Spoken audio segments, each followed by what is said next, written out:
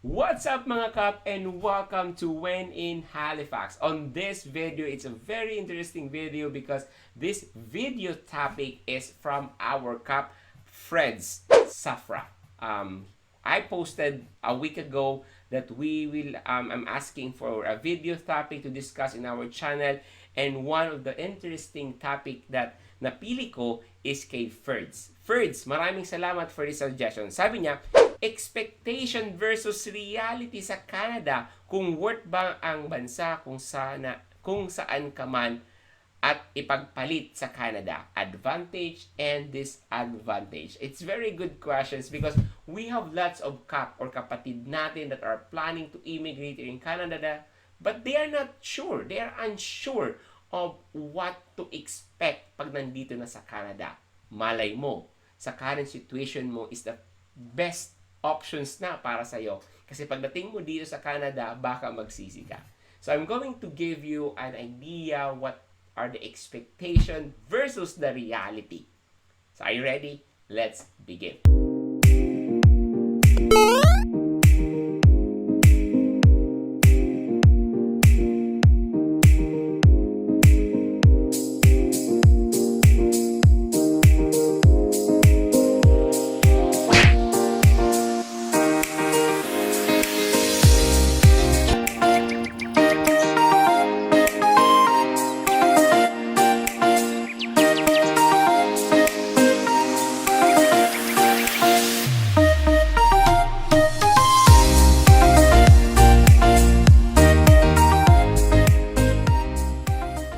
The first expectation versus reality is the classroom of my children. The reason why or the motivation that I want to immigrate here in Canada are because of my kids. Gusto ko po magkaroon sila ng magandang education.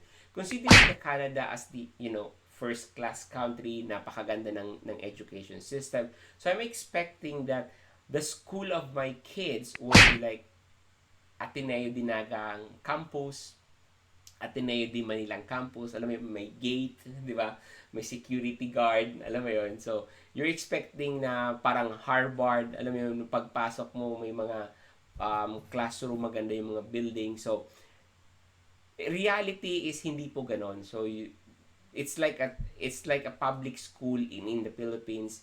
Hindi ganun kalaki yung mga buildings. Actually, depende po. May mga school naman dito sa Halifax na bagong renovate, may mga bagong school na mga ganda na yung building or mga 3 floors na.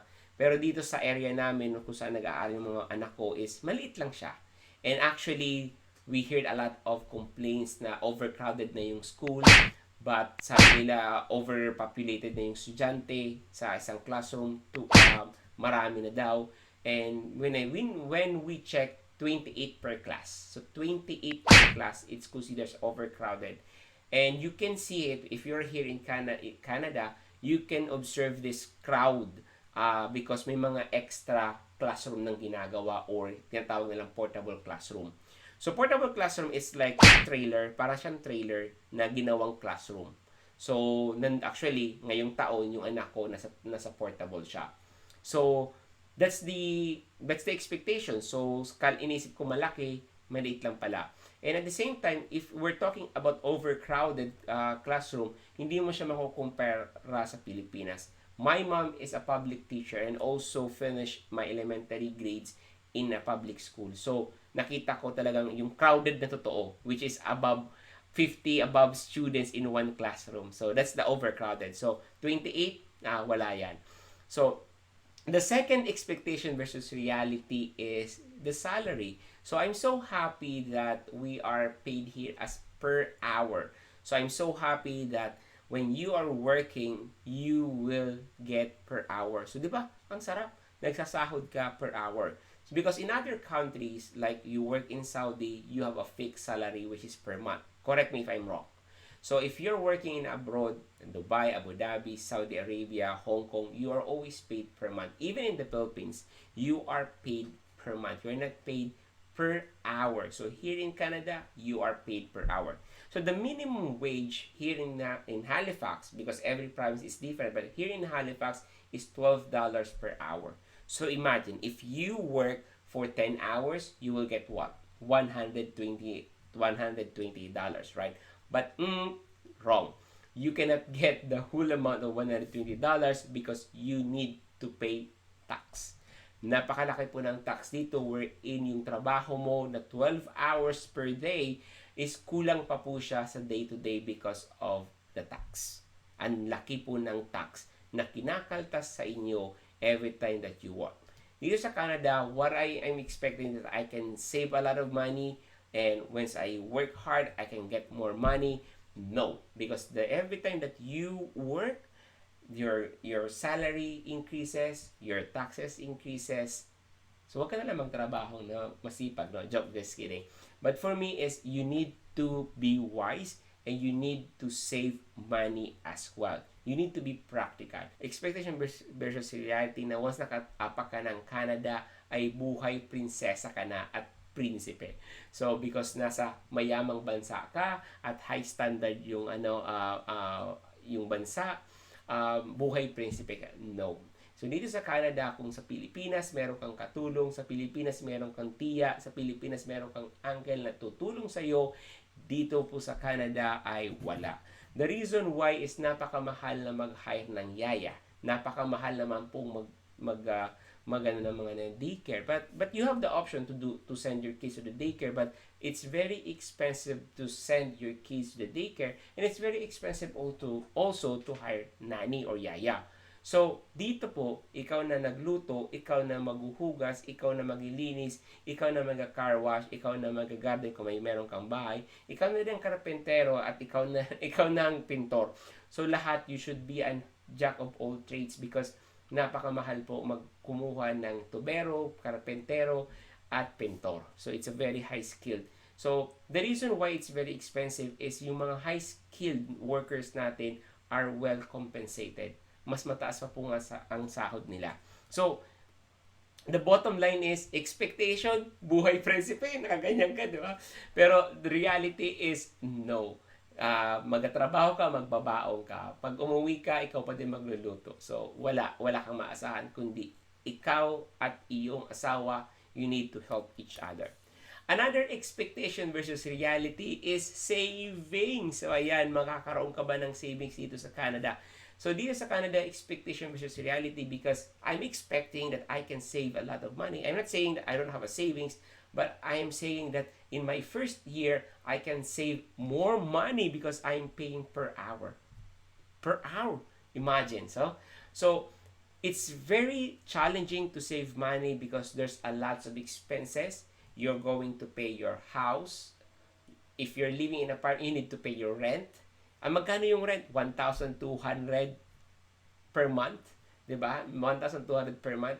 Another one is if you nagbumili ka ng kotse at bumili ka ng kotse or nag-lease ka ng kotse, babayaran mo yung monthly, magkano yung telepono mo, babayaran mo yung monthly, pagkain mo, magkano yung pagkain mo. And aside from that, you are going to pay your rent, your mortgage, you're going to pay your food every single day, every single meal you're going to eat. At the same time, your clothing, you need to pay for that. And at the same time, you need also to pay taxes. Yes, my KAP.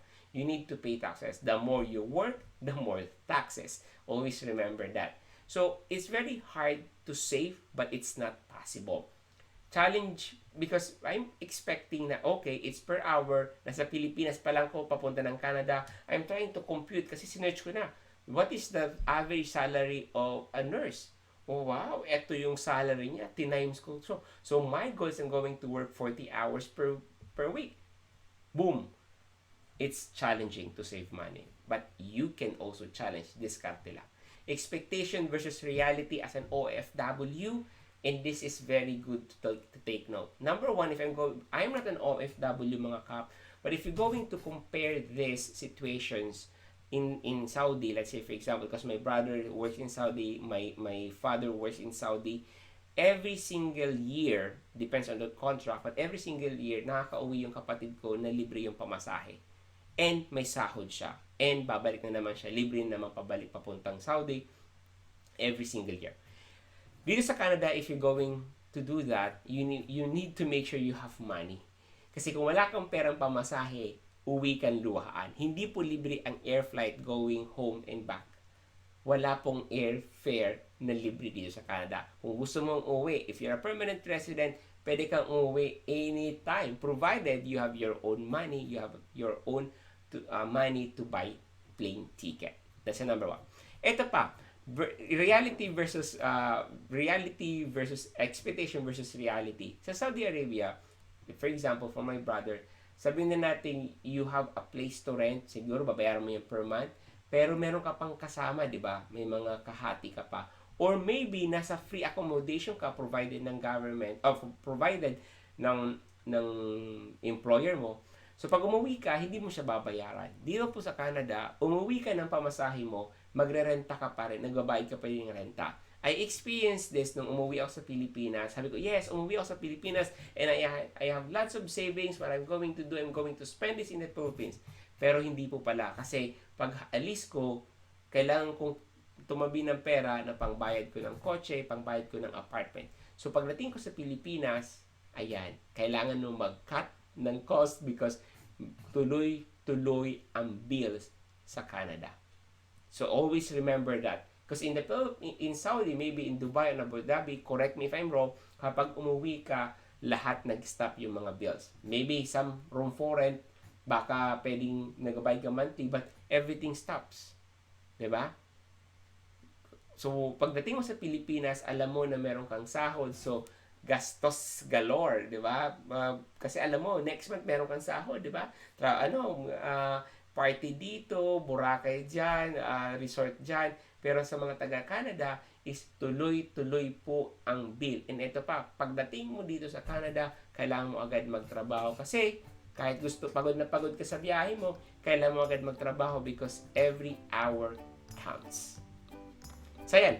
That's the reality, expectation versus reality. If you have suggestion about expectation versus reality to all my friends that are already here in Halifax, and you have some additions to that, please comment below. Kung nahihiya ka, message me because I can create another video. So, this expectation versus reality is very interesting to me. So, maybe I'm going to create a video part 2. Request kayo kung gusto niyo ng part 2, comment it below.